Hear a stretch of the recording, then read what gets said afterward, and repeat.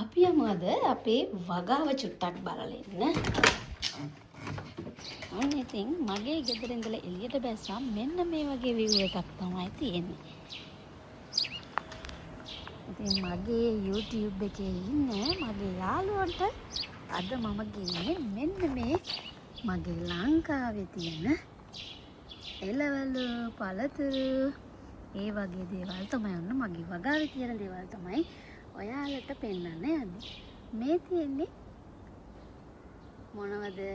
මේ තියෙන්නේ පැෂන්.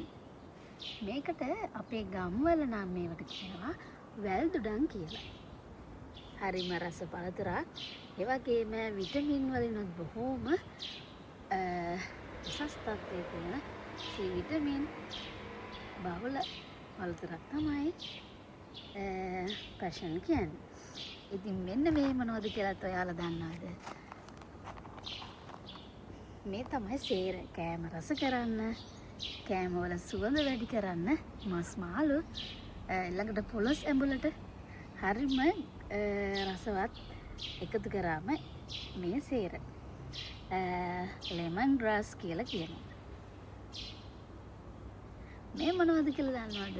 වැඩි කර මම ආස මගේ ලංකාවේ තියෙන එළවලු පලා වර්ග ඒ වගේම කැඳ බොන්න මට පහසුවෙන් එකතු කරගන්න පුළුවන් දේවල් තමයි මම වගා කරගෙන තියෙන්නේ. මේ තියෙන්නේ පෙනිර ඒ වගේම එක එක එළවලු වර්ග පලා වර්ග 6ක් 7ක් දාලා කවලම් නැල්ලුමක් කන්න කියාපු පලා වර්ගයක් තමයි මේ පෙනිර. ඒ වගේම කැඳ බොන්න හරිම ගුණවත් මේ පෙනිර. මේ තියෙන්නේ මගේ තක්කාලි පෝච්චි වල හිටවපු තක්කාලි. ඉතින් මිනි චූටි තක්කාලික තමයි මේක. සල දෙකක් ගත්තේ. සල එක තමයි මේව කන්නේ. ඉතින් මේක නම් මට එහෙම සල දෙක කන්න හම්බ වෙන්නේ නැහැ. අපේ දුවයි පුතයි එළියට ඇවිල්ලා සෙල්ලම් කරද්දි එහෙම කඩලා සෝදලා කනවා. ඉතින් මේ පෝච්චි වල මම ඒව හිතවලම තියෙන්නේ එයාලට කන්න. මිදුලට බැස්සම ගෙඩියක් කඩාගෙන කන්න තියෙනවා නම් අපි ආසයිනේ. ඉතින් ලංකාවේ නම් ගෙඩියට බැස්සම රම්බුටන් ඒ වගේම ජාම්බු අඹ පේර ඕන තරම් දේවල් තියෙනවනේ. ඉතින් මේ රටේ එහෙම දේවල් නැහැ. ඉතින් අපි මෙන්න මේ වගේ තක්කාලි ගහක් හරි එයාලට හිටවලා දුන්නම එයාලා එහෙම කඩාගෙන කාලා ඒ වගේ රස විඳිනවා. ඉතින් මේ තියෙන්නේ මගේ බණ්ඩක්ක ගස්. බණ්ඩක්ක ගස් මේ තියෙන්නේ මම වෙන පළ වර්ග හිටවන්න ගන්න පස් ටික මේ වගේ පොහොර බෑග් වල තමයි එකතු කරන්නේ. මේ අතන මෙතන දාන්න නැහැනේ. ඒවයි මම මේ බණ්ඩක්ක පැල හිටවලා තියෙනවා. ඉතින් ඒවයි දැන් පළදරාගෙන ඉන්නේ. ඉතින් මෙන්න මේ නිවිති ගහ නම් මම කඩෙන් ගෙනල්ලා හිටව ගත්තේ. දැන් ඒකේ ගොඩක් රිකිලි තියෙනවා. දැන් මේව පරිප්පු එක්ක කන්න කොළ කඩලා රිකිලි කඩලා ගන්න පුළුවන්. මේ තියෙන්නේ කංකුන් ඇට ගෙනල්ලා තමයි මම පැල කරගත්තේ. ඒ වගේම බිමත් හිටවලා තියෙනවා. බිමට වඩා පෝච්චි වල හිටවපුවා සරුවට හැදලා තියෙනවා. තාම මේ පැල තාම එකපාරක්වත් කෑමට ගත්තේ නැහැ. ඉතින් මේ තියෙන්නේ මිරිස්. මේ තියෙන්නේ අර තක්කාලි පෙන්නපුවට වඩා මම බිම හිටවපු තක්කාලි. අර මේ දිගටම තියෙන්නේ බිම හිටවපුවා. ඒවා ටිකක් ප්‍රමාණයෙන් විශාල තක්කාලි වර්ග. මේ තියෙන්නේ මිරිස්. ඒ තමයි මගේ කහපාට දොඩම් ගහ. මේ තමයි සුදු අම්බටු. මේ කියන්නේ සුදු පාට වම්බටු. මේක ඇද්දල වම්බටු වගේ දිගට හැදෙන වම්බටු වර්ගයක්. මේ තියෙන්නේ මේ ජපානයේ ගොඩක්ම තියෙන වම්බටු වර්ගයක්. මේ වගේ දම් පාට එක තමයි ජපානයේ තියෙන වම්බටු. මේ ඉතින් මගේ වගාව ලස්සන කරන්න. ඒ වගේම සත්තු වෙන්න නැහැ මේ දහස් වර්ග වගාව හිතේ. මේ තියෙන්නේ මේ මිනිස් වර්ගයේ තියෙන්නේ උඩ බලාගෙන. කරල එන්නේ උඩට. දැන් සාමාන්‍යයෙන් තව තියෙනවා මේ මිනිස් වර්ගයේ තියෙන්නේ පහළට. කරල් හැදෙන්නේ පහළට.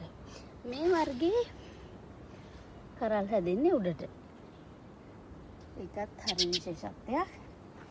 මේ තියෙන බෙල් පෙපර් ඔයාලට පෙන්නන්න මේ තක්කාලි වර්ගේ මේ ටිකක් ලොකුයි මේ තක්කාලි. තාම පැහුන්නේ නැහැ. මේ තක්කාලි වර්ගේ ප්‍රමාණයෙන් විශාලයි.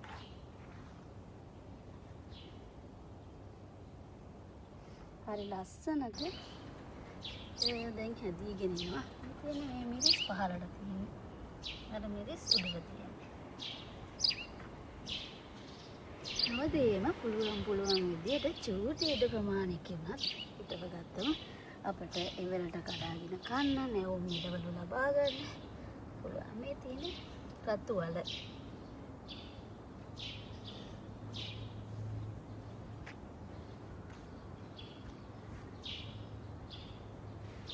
ඉතින් වගා කරන් ඉන්න අය ඉඩ නැහැ. කේක්ගේ බලාගෙන ඉන්න නැතුව පුළුවන් විදියට වවා ගත්තම අපිට කැමට ගන්න පුළුවන්. මේ තියෙන්නේ අපි දැන් කියන්නේ එඬේර මිරිස් කියලා. නයි මිරිස් කියනවා, කොච්චි කියනවා. අපි ඒවට කොච්චි කියන්නේ අපි කියන්නේ එඬේර මිරිස්. හතිත් එක්ක. මේ ඉතින් මේ තමයි ගෝවා. මගේ වගාවේ ගෝවා ටික සේරම දලඹුවෙක් වගේ සතෙක් කියලා කෑවා. මම මේ ටිකේ නම් දාලා තියෙන්නේ කැරට් තාම නැහැ කලවුනේ. මේ තියෙන්නේ ජපානයේ ගොඩාක් සුපර් මාකට් වල තියෙන කේල් කොළ කියලා. මේ කේල් කොළ හරිම රසයි මැල්ලුම් කන්න.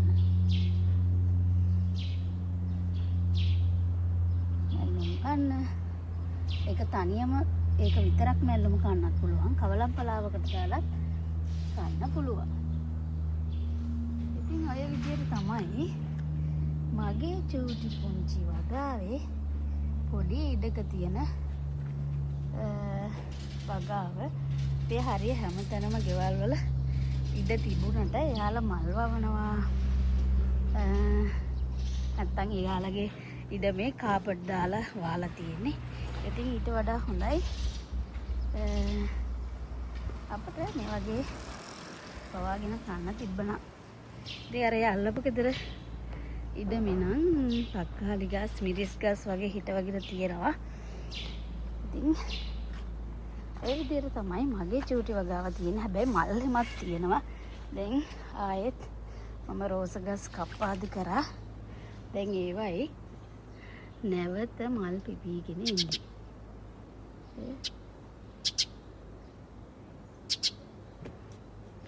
මේ තියෙන්නේ මගේ මිදි වැල බොහෝමයක් මිදි හැදිලා තියෙන්නේ. හරි ආසයි එහෙම දැක්කම. ඉතින් ඒ ජපානයේ අය බුදෝ කියලා කියන්නේ මේවට ඒගොල්ලෝ මේවා තියෙන වතු වලට ගිහලා තමයි කන්නේ. නැත්තම් කඩෙන් ගෙනල්ලා කන්නේ.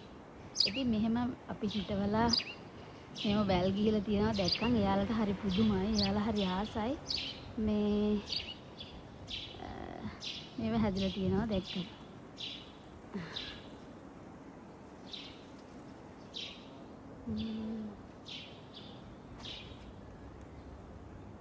ඉතින් මෙන්න මේ ටිකේ මුකුණු වෙන්න තියෙනවා. තාම චූටියද.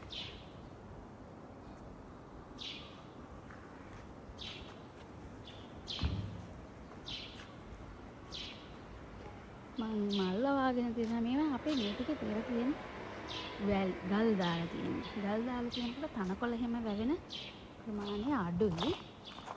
ඒක නිසා හොඳයි. එහෙම දාලා තියෙන අනිත් ගෙවල් වල නම් තනකොළ අල්ලලා තියෙනවා. සමහර ගෙවල් වල කාපට් දාලා තියෙනවා. මේ තියෙන මගේ කරවිල වල මෙතන තිබුණේ ගිය අවුරුද්දේ ඉස්සර මගේ වීඩියෝ බලනවා නම් ඔයාලට තියෙන නැති දකින්න මෙතන තිබ්බේ ඔලිව් ගහ විශාල ඔලිව් ගහක් තිබ්බේ අපිම ගෙනල්ලා අපි ගෙදර පදිංචි වෙච්ච දවස්වල මේ ඔලිව් ගහක් හිටෙව්වා. මේකේ අතු තමයි මේ අරගෙන තියෙන්නේ මම මේ කරවිල වැලට. ඉතින් මම එතන පස් තිබුණේ ඒකට මම කරවිල වැලක් හිටෙව්වා. මෙන්න කරවිල චූරියට හැදලා තියෙන එක සත්තු කට ගහලා මේ සත්තු කාලා මෙතනක් තියෙනවා චූටි කරවිල මලක්. ඒ විදිහට තමයි මගේ පුංචි වගාව තියෙන්නේ. ආයෙත් ලස්සන මගේ වගාවේ ලස්සන ඒ වගේම පළබර වෙච්ච මගේ වගාවේ තොරතුරු ඔයාලා එක්ක බෙදා ගන්න මම එන්නම්. එහෙනම් ඉතින්